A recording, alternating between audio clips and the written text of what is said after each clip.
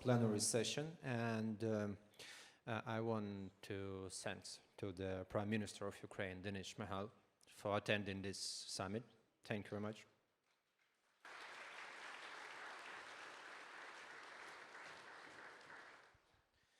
And I think it's clear that the facts that our distinguished speaker mentioned during their speeches indicate that both Ukrainian authorities and international community have a lot of work ahead to achieve justice, to protect and restore Ukrainian environmental, and of course to hold those responsible for its destruction to accountability. So our first plenary session, the point of our first plenary session is Russian ecocide in Ukraine, a danger for the whole world.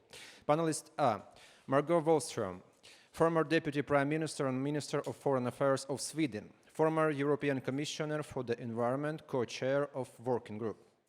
Virginijus Sinkevičius, EU Commissioner for Environment, Oceans and Fisheries.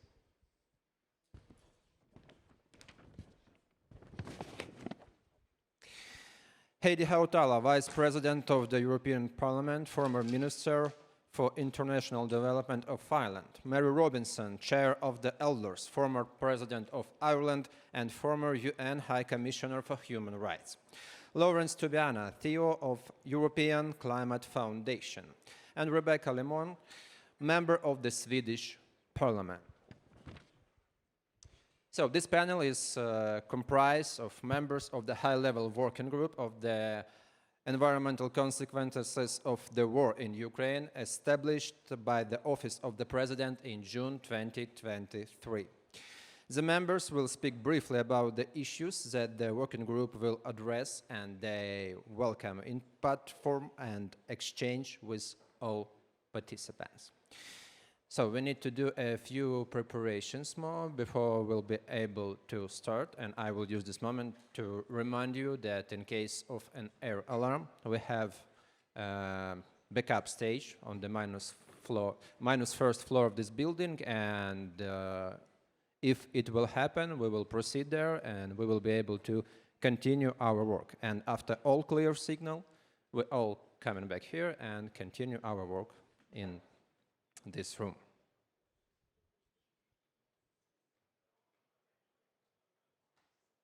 So a few more preparation. And I want to announce that during our today event, it's scheduled to conclude by 6:30 p.m. We will have also a lunch time and a coffee break. So, I think we are ready to start.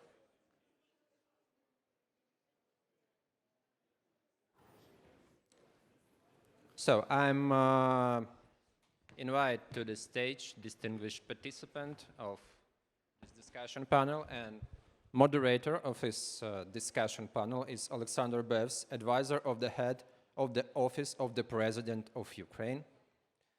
Mr. Bevs, your place is here. Please take it. Thank you.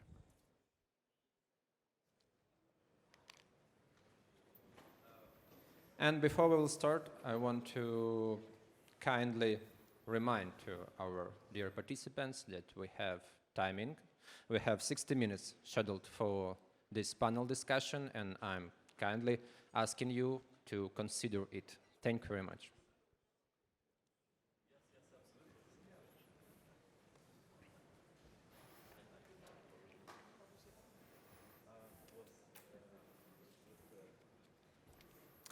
So we shall begin.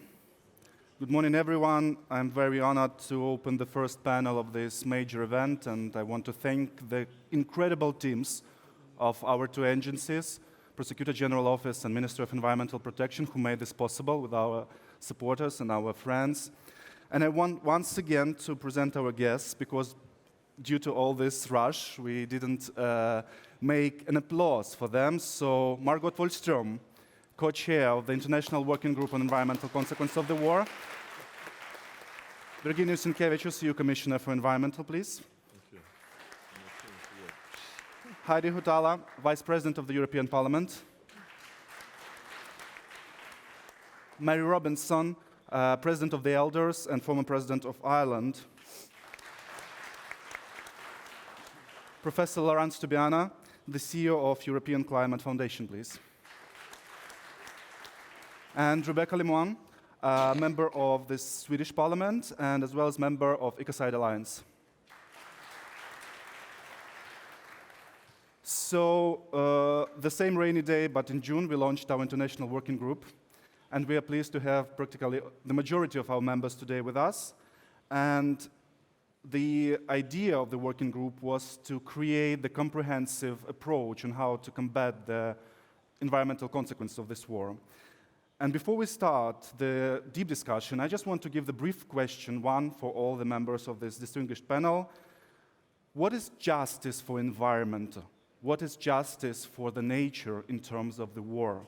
So please, Margot, starting with you. Thank you. Should I sit or go? No, you can sit on your place. Thank you very much. Good morning to everybody, and a big thank you to the government of Ukraine and to all of you, to the Prosecutor General and all of you who have come today to discuss this important topic, United for Justice, United for Nature. I would like to say something about what I'm sure is on everybody's mind. Why should the rest of the world care about what happens and goes on in Ukraine? Why should you have to compete with the attention of the world for what goes on in Ukraine? And I will try to answer that by also telling you about this working group. And I'm very proud to be co-chair together with Andriy Yermak for this international high-level group that really looks at the consequences of war for the environment. And I'll start by saying that in one way, this war on Ukraine is both archaic and very modern at the same time. We recognize from times eternal the brutality and the old-fashioned methods of killing that Russia is using on Ukraine. The trenches and the tanks that rolls over fields, all the dying and the violence. But it is also the most modern war, because today we can gather evidence by drones, by satellites, by showing live videos on what goes on the battlefield. This might help us in the processes to also create justice. And this is, it's a fantastic working group because we have 3 tasks in front of us. We are going to make an assessment to try to put together everything that not least you have done in Ukraine through the civil society, environment organizations, and the ministries, of course, to establish a truthful picture of what are the consequences of the war, what is the impact and the effects on the environment. Then we look at the accountability matter, of course, as is today's theme, but we also look at how to build back better. And you know what I think, that these are the things that will really bring a lesson to the rest of the world. This is why we have to look up. And I also want to tell you that this is a formidable task, because as you've heard already, we will deal with both oil and soil, dams and dolphins, water and waste, foods and woods, landmines and infrastructure. So it covers the effects on all of these different elements. And I want to say also that since we started, we have noticed something very important, and that is the outpour of positive support and offers to help that we have received. So you should know that, and you have to take that to heart, because this is an asset and a help. The destiny of Ukraine is also our destiny. It's a war that you fight also for the rest of the world, and this is important to explain. When nature and when we recognize that nature and peace are interlinked, then we understand that if you damage the one, you damage the other. If you protect one, you also enhance the other. So, my three arguments why this matters to the rest of the world as well are the following. First of all, that this is done when we look at the effects on nature, we do it for the Ukrainian people. We do it for the people of Ukraine. You will help, continue to help to feed the world. You are the third biggest exporter of grain in the world. If you cannot continue to do so, it will mean famine in other parts of the world. This is why it is important that we protect nature in Ukraine. You can build back better in a way that will demonstrate to the rest of the world what can be done in a sustainable way for the future. So you have to become an example of that. And you can pursue justice. You can make a case. We can maybe help to establish standards for measuring the impact of a war on the environment. No such standards exist today. So the examples and the prosecution of these crimes will make an example for the rest of the world. This is not a lesser crime, and that is one of the guiding principles as well. So forgive me for taking some time just to also say that these are the kind of issues that we work with in this working group. You are impatient in Ukraine, which we understand, so we will not be given a lot of time, but we work as fast as we can with the help of this excellent panel. And you will hear a little bit more from everyone. And I think also there is hope, and you will become a leading example for the rest of the world if we do this in the right way. Slava Ukraini. Heroям слава. Thank you, Margot. Thank you, and thank you for your blue and yellow heart. Thank you. Before we move forward, just one brief question to you for 30 seconds. What will be the best result of our working group initiative? So what for you will be the ideal result after we finish our job? We hope that we can come up with recommendations and hopefully also undertakings from the government of Ukraine, from the leadership of Ukraine, to say that this is what we want to do and we will show the world that we are going to do it, so that it is useful. But I think we also have to reach to people's hearts with what we do, that they understand that this is not nature as a thing beside. It's not an add-on or a luxury to care about the nature, but it is something that will help us survive. And if we can touch the hearts of Ukrainians with what we propose, but also that it is implemented. We don't want to do something that stays on a shelf. Thank you. Agree. Thank you. Next question will be to Vice President of European Parliament, Ms. Heidi Hautala. Ms. Hautala is the big advocate of Ukraine in the European Parliament and the environmental case of terrible war.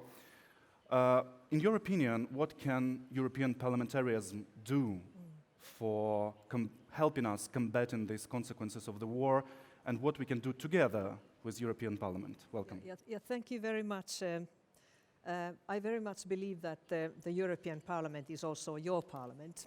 And as our Commissioner for Environment and Fisheries has explained, as we have heard from our Justice Commissioner, we are all working very much in tandem across the institutional barriers, because we are all somehow involved in making it possible for you to join the European Union as soon as possible. And the environmental aspect was so much emphasized by the President of Ukraine, Volodymyr Zelensky, that this working group that Margot Wallström has described so well came into existence. And now I believe that the European Parliament is a certain kind of platform, it's a focus. We want, as we have heard, we would want to have a kind of an outreach consultation, an event within the European Parliament towards the end of November, the 27th, I believe.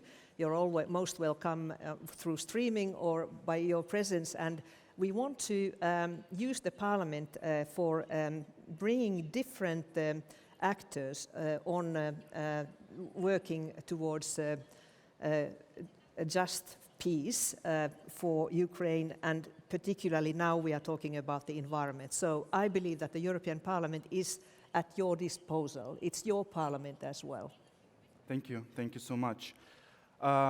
Continuing the discussion on European initiatives, I would like to pass the floor to Commissioner. But first, I want to say that Mr. Sienkiewicz is one of the biggest advocates of Ukraine as well.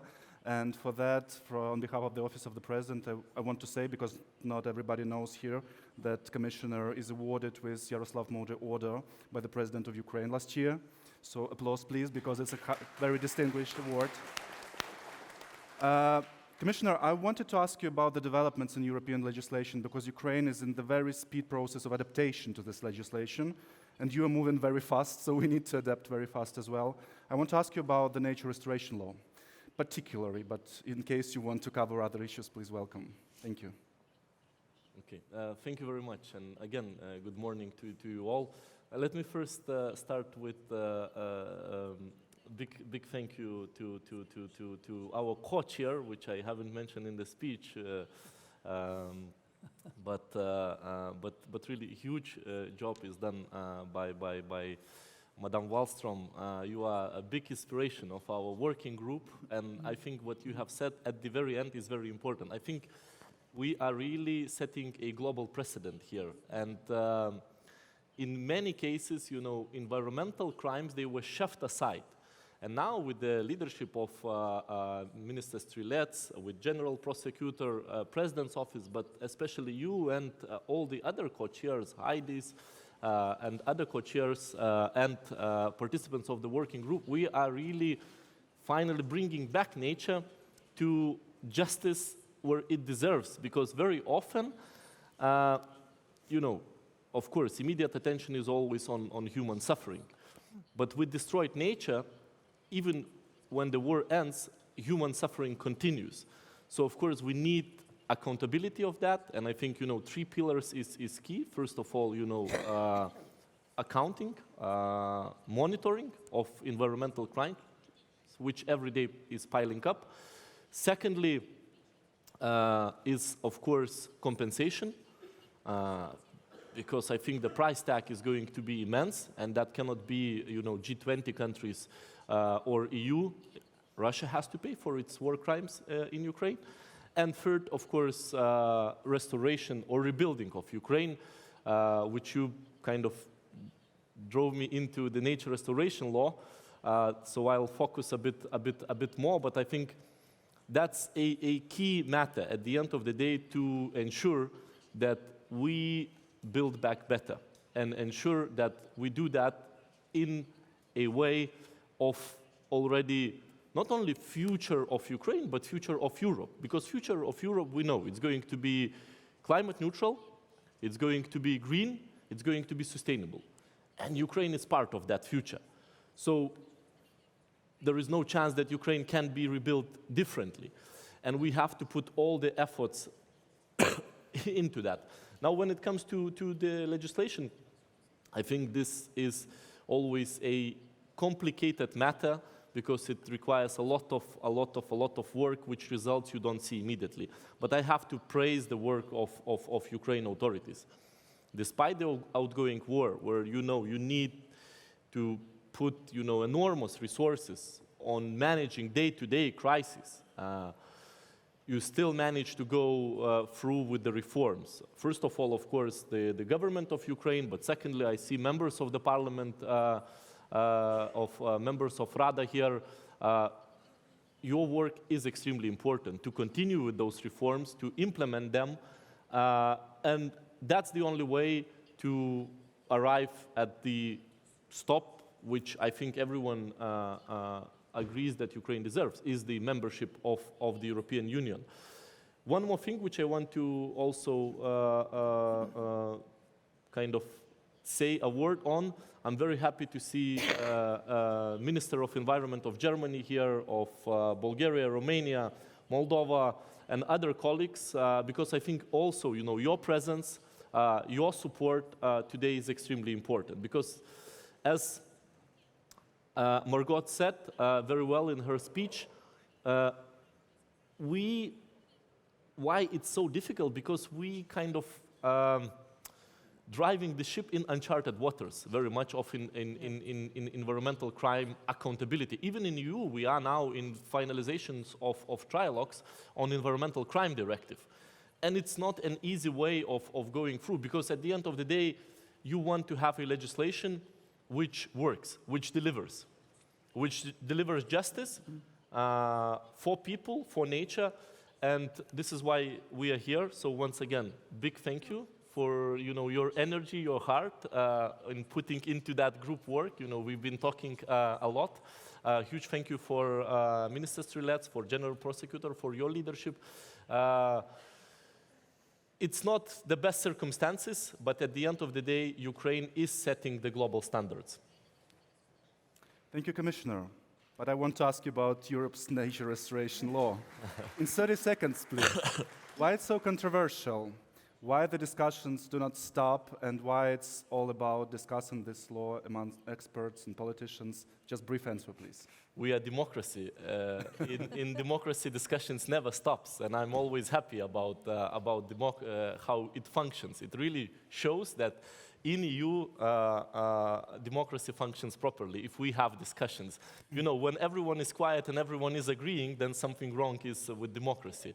So we are in the final stages of nature restoration law, and I think the importance of nature restoration law is not only that we will have an opportunity to go outside the protected areas and ensure that we combine economic activities with environmental restoration, so basically doing economic activities within the planetary boundaries, but we also setting and ensuring that EU is true to their words. Because at the COP15 in Montreal, we were a leading power, ensuring that the world agrees on global biodiversity framework. And one of the key things there is the restoration. And to achieve the target of restoration, you have to, first of all, properly agree how you're going to do it. It's not easy to be the first ones, but I'm extremely proud, and I'm sure that already by the end of this year, we're going to have this law agreed with the Parliament and the Council. Thank you. I just want to pass the floor for brief comment on that to Vice President. But first of all, dear colleagues, Ukraine is democracy as well. But we would like to restrict your rights to publish anything about this event until 4:30 p.m. And this is embargo for any information in the media, because some of you already posted tweets and Facebook posts. This is the reason of security, not limiting your rights. Please, Mrs. Hautala. Yeah, I just wanted to say, as a politician and as being a part of the democratic decision-making system, that we still do have views which consider nature and restoring nature as a cost, whereas I think we have a growing understanding and scientific body of evidence showing that nature is the very basis of our societies. And that's why I think the ideas that the Commissioner has expressed on how to combine economic activities and our economic ideas with environment. So that is key. And I think Ukraine, in its future green recovery, can really show the way. And I'm happy to say that the European Parliament has this very week voted on its position of the Ukraine facility, which was presented by the Commissioner. And what we are saying is that the facility should, to the extent possible, contribute to climate change mitigation and adaptation, environmental protection, and to the green transition, including biodiversity, and doing that by increasing transparency, strengthening public participation and ownership. Thank you. Thank you.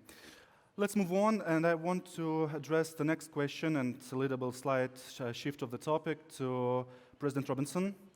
President Robinson, last time you have been to Kiev, and after that, when we had our video conference discussing the next paper of the group, you raised the issue of equality.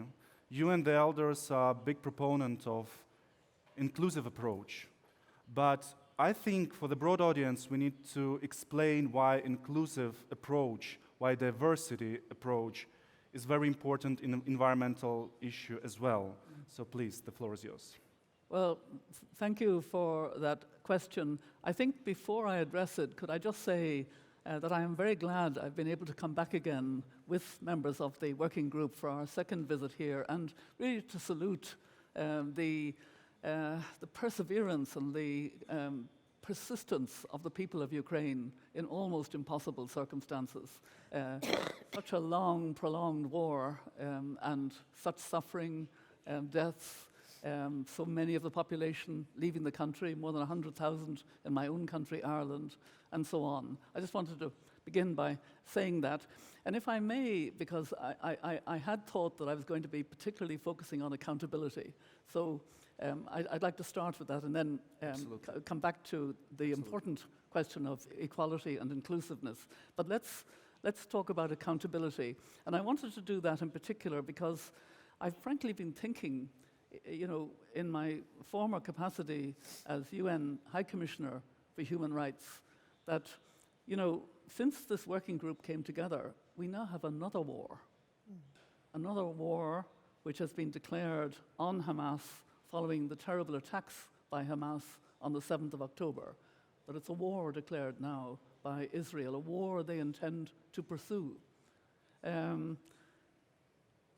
The International Criminal Court has jurisdiction, had jurisdiction already over the Israeli-Palestinian issue, which had been referred to it. And the prosecutor, the chief prosecutor, Karim Khan, has made it clear that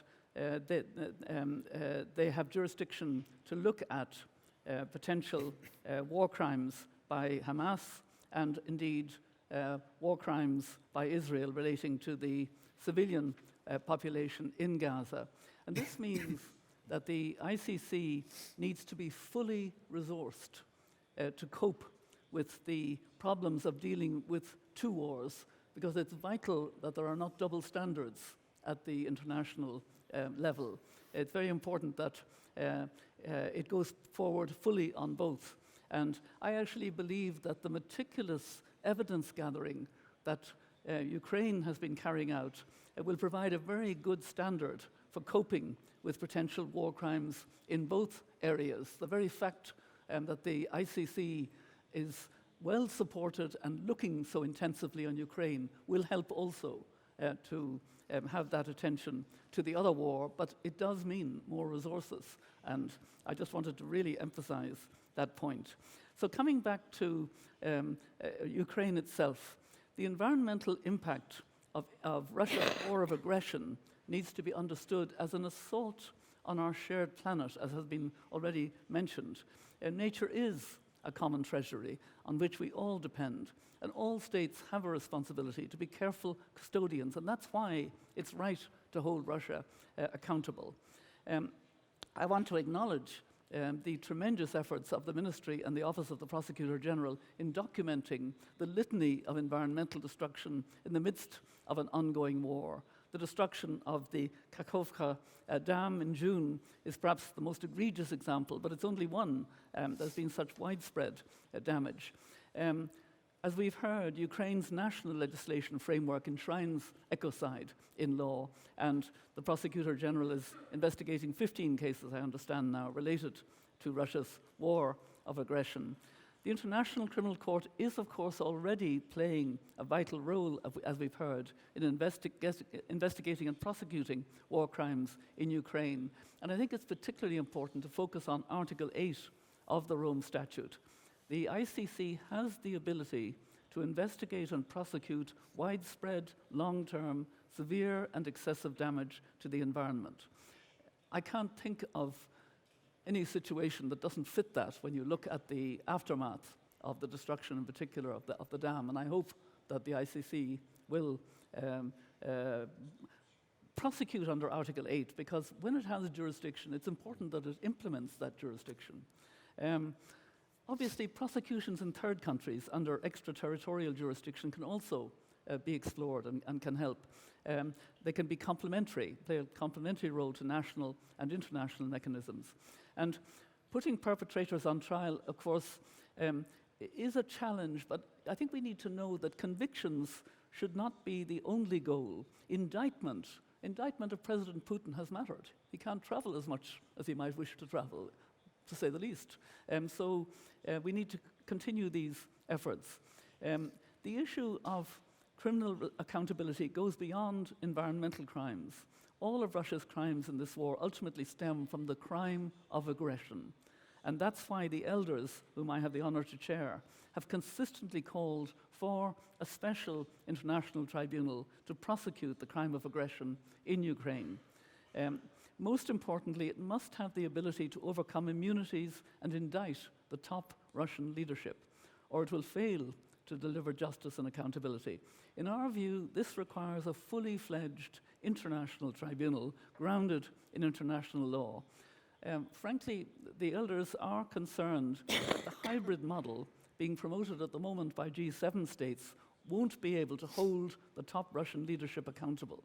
The establishment of the tribunal should also be recommended by the UN General Assembly to ensure it has the broadest legitimacy. And so now I want to turn to the issue of the right to reparations for this environmental damage.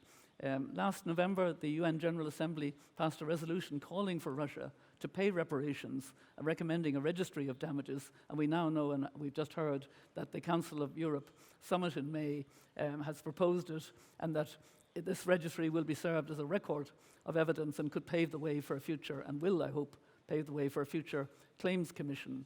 So, you know, after 1 year of conflict, the World Bank estimated that the reconstruction and recovery costs from Russia's invasion of Ukraine were at 411 billion. Of course, it's much more than that now.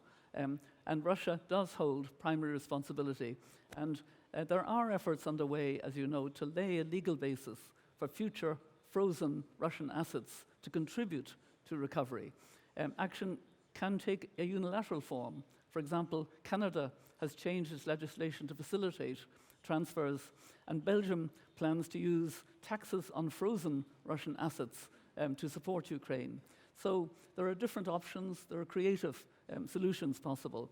And of course, we urge that some of these assets should be directed to support environmental recovery, in particular the Building Back Green. Environmentally sensitive reparations policies can also go beyond compensation to put in place guarantees that prevent recurring damage, for example, by greening the energy sector and creating natural reserves. And the process should be victim-centered and inclusive, and this is coming to the point on equality. I think it's really important that there is a very strong gender dimension. It's a problem in the climate space, and it's a problem, I think, in relation to environmental crimes in particular, that it's not perceived that there's a differential between how women and girls are affected as opposed to men and boys. And the effect on women and girls is very often much more severe. Also, they are very often agents for change. So I think it's important that civil society is very fully involved, that communities are involved, that cities are encouraged. We're talking about twinning of cities, which I think could be a very good idea, twinning with European and other cities that are greening more rapidly in order to give encouragement. But this kind of bottom-up support, I think, is vital.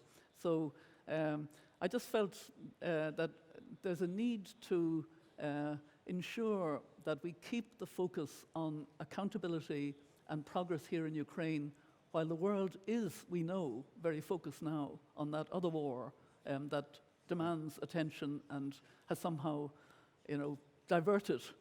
We need to ensure that we keep the focus also here in Ukraine and on the environmental damage. And once again, I commend the way in which Ukraine, at official level and in communities, is doing the work of gathering the evidence, insisting on accountability, insisting on reparations, insisting on building back green. And I hope our working group can be as helpful as possible. Thank you. Thank you, President, for your comprehensive comments. Thank you. Moving forward, Professor Tobiana, I have read your quote you have said before the Paris Climate Conference, and it says, like, the driving force for you is justice. Is it still the truth for you? And do you think the world is still capable to reach justice in terms of environment? And what is the missing part here still to go to this, to reach this goal? Welcome. Thank you. And first, can I share with you the sentiment, the feeling of humility and honor to be there, together with people who are fighting for democracy, who are fighting for Europe, and in a way fighting for all of us. So first, I am really deeply feeling that and very honored to be there. I do think that Ukraine is doing something unprecedented to put ECOCIDE as a problem of global justice. And together with Mary, we have been working on climate justice for many, many years. And the fact that for that moment, and because of your pioneer role to say, look, ECOCIDE is not a concept, it's a very concrete element of aggression, and that has consequences for the people involved, the ecosystem, but the whole beyond borders. And I think that's, in a way, making the environment damage, and if we look back to history, so many damage have been done in previous war. And there, I appreciate the comments made before by the previous speakers that there is a weaponization of the damage on environment. And I think it's very important to understand that. It's not a casualty, it's not on top of, it's a weaponization. And that's what we are witnessing. It's not the first time, but it's a big time there. And that's good that a country, including its own law, and France as well following you in a way, has put ECOCIDE in the French law, and hopefully, of course, now a European law. So you are a pioneer, and then I see that, you know, most of the time we talk about environment detached from the political systems. And it's like something at the side. And what I feel very strongly there, in particular for Europe, and because of Ukraine, we are now seeing the connection between democracy, justice, and environment. It's not separate words. We cannot, I believe that, we cannot have climate justice without democracy. Because who is suffering, finally, for the environment degradation and the climate impacts? Always the ones who doesn't have a voice, who are not authorized to have a voice. And that's true at the international level when you see how finally the more affected countries doesn't have a voice between the big elephant, whether in G20 or elsewhere, and where finally this is because of these people affected that draws the progress at international level. And when I was the ambassador for France for climate agreement in 2015, I can tell you it's not because China and US were agreeing on the agreement, by far not. It's because of the most vulnerable countries, the smaller countries, the smaller islands were calling for more ambition. And that's what you are talking about. Small countries, even Ukraine, of course, is a big country. But still, you are saying to the world, you should not ignore this weaponization of environment. At the same time, I am impressed by, and of course, hopefully we can contribute, all of us, to the fact that you envisage the recovery, the reconstruction in a totally different way.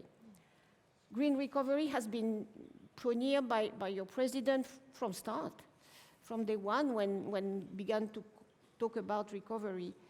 And, you know, for Ukraine, where the asset you had in the past, it means a profound transformation. And on industry, agriculture, transport, buildings, everything. And then at the same time, you are bringing this enormous energy to Europe. I can tell I'm impatient to see you in there, because I know you will give an enormous impetus to Europe, a new breeze, a new energy. And that is because you want to choose this green recovery, which is really important. And you know, finally, for example, the renewable energy projects that are taking place in Ukraine already is already a freedom to be, in a way, independent from, of course, the Russian gas or previous fossil fuel resources. And I think that's a big example. But at the same time, of course, we have to be aware that this transition has to be just, because that will be a massive transformation of society. That's why inclusiveness, bringing all communities together, will give an example on how the just transition can happen. And it cannot happen only by the European acquis or new regulation. It's about people's ownership of this transformation. And then I think Ukraine can be a role model. At least that's my hope. And I hope we can contribute. Thank you so much. Thank you for mentioning the weaponization of environmental aspects. And actually, in the peace formula, President Zelensky, we call not only to weaponize this issue, but also food security, energy security, nuclear security, on all the aspects of this war which have potential global impact. I want to pass the floor to Rebecca. Rebecca, you're the part of ECOCIDE Alliance, and this alliance appeared long before we raised the issue, as I understand. Could you please let us more why you're speaking so much about this topic? And actually, what is your organizations and your personal opinion on how Europe and maybe other countries have moved to recognizing ecocide as a crime or not? What's your opinion here? Well, thank you. I'm very thankful and humble to be in this context and being present here today. I'm very thankful for all of the commitment and engagement for also the audience and all the people that are included in this work. I am a biologist from the beginning and engaged in politics because of the parallel crises that we see. And the mentioned ECOCIDE and all the terrible numbers before, I mean, if we see those kind of destructions, the burnt forests and all the dead dolphins and the catastrophe about the Novakakhovka Dam, I think that people think that this must be criminal. But it's not reflected in the laws. We do have countries that have ECOCIDE in their national laws. But when we do talk about accountability, this must be internationally criminalized. And that's where I've been putting my political energy at. So I think for the first time that the Rome Statute and the paragraph about addressing ECOCIDE can be used for the first time in history. And that's very important to set an example. And I think why it hasn't been reflected in the laws has to do with our incorrect worldview, where we put human beings in one box and all other beings in another box. And we view all other beings as dead objects, as a stone and bricks to build upon when we create our society. And this separation is false, and it is also dangerous. As Margot Wallström said, this should not be a luxury or an add-on.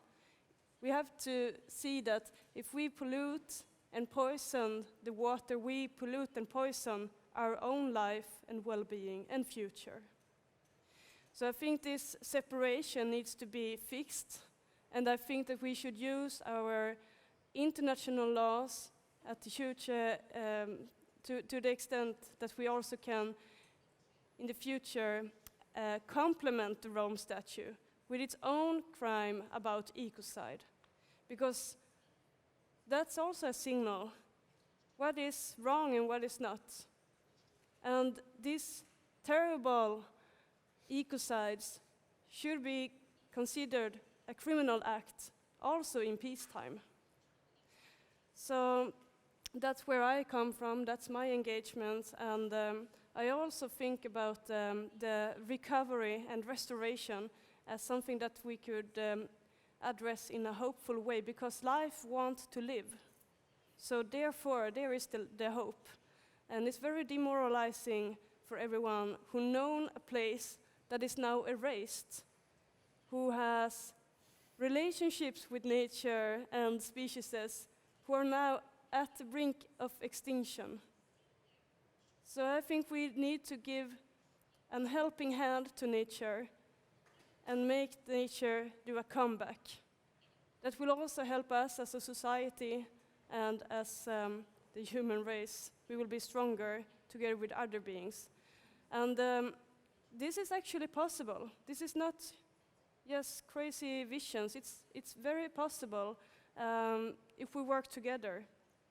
So I think we need to think of a short term and long term. And my vision is that we actually make ecocide a criminal act in all times ahead. Thank you, Rebecca. I like your quotes that we need to give the hand to the nature. And let me continue it. If we do not, someday the nature will not give the hand to us.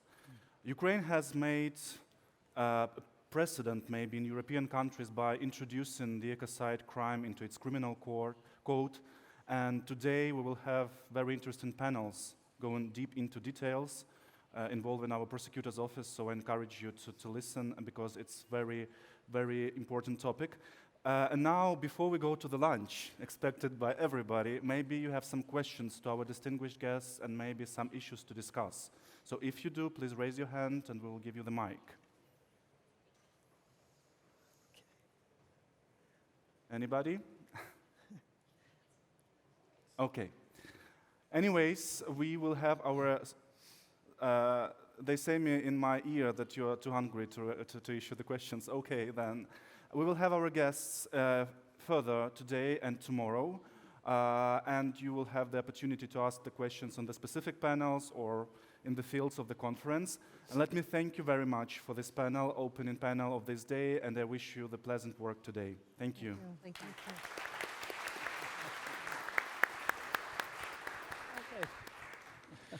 Thank you very much, the participants. Thank you very much, distinguished speakers. And I think it's obvious that actions that Russia has taken against Ukrainian nature should be never repeated anywhere in the world. And thank you very much that you give us the belief that accountability for those who are responsible for this destruction is real and will happen. Anyway, dear participants, I want to inform you that we have next 16 minutes scheduled for the lunch. Till 1 p.m. And one more time, it's a very important security issue. I want to kindly remind you that we have an embargo for posting any content on your social media, especially including photo and video. So if you already do so, please delete all of these posts. You will be able to do this again after 4:30 p.m. It is crucial for the security of everyone in this building, so please consider it. Thank you very much. Enjoy your meal, and after 60 minutes, I will ask you to go back here, and we will continue our work with next discussion panels. Thank you.